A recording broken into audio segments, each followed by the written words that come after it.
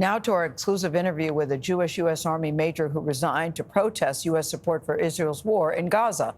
Until yesterday, Harrison Mann worked in the Middle East Bureau of the Defense Intelligence Agency. In his first TV interview, he tells chief investigative correspondent Jim Axelrod why he can no longer serve in the Army. When the reports started to filter in about a Hamas attack of Israel on October 7th, former Army Major Harrison Mann knew what to expect. All hands on deck, people working late hours, 24/7 at the outset. What was unexpected for him was Israel's response. We saw, even from the first days of the Israeli air campaign, willingness to inflict very high civilian casualties.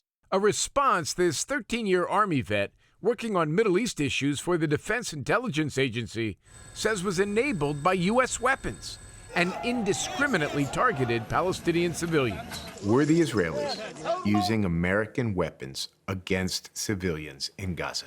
I can say almost certainly yes. But were they doing so intentionally? I don't know how you kill 35,000 civilians by accident. Mann resigned in November.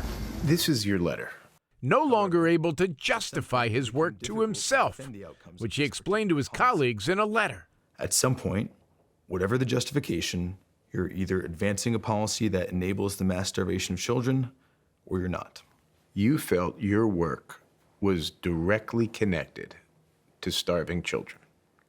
Yes. Another U.S. government official announced today she has resigned to protest. More than a half dozen government officials have publicly resigned in protest of U.S. support for Israel's war. Mann is the first from the military, the first from the intelligence community, and the first who's Jewish. I understand if people are angry that I chose to speak about this, but I didn't really feel like I had that much of a choice.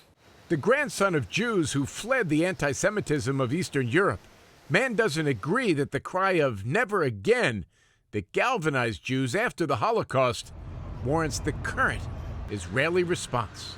They're not responding in a way that is productive for the security of the state of Israel or Jews worldwide. And I think using never again as a justification, I'm confident saying it's certainly, some measure of ethnic cleansing. I do not think is in the spirit of never again.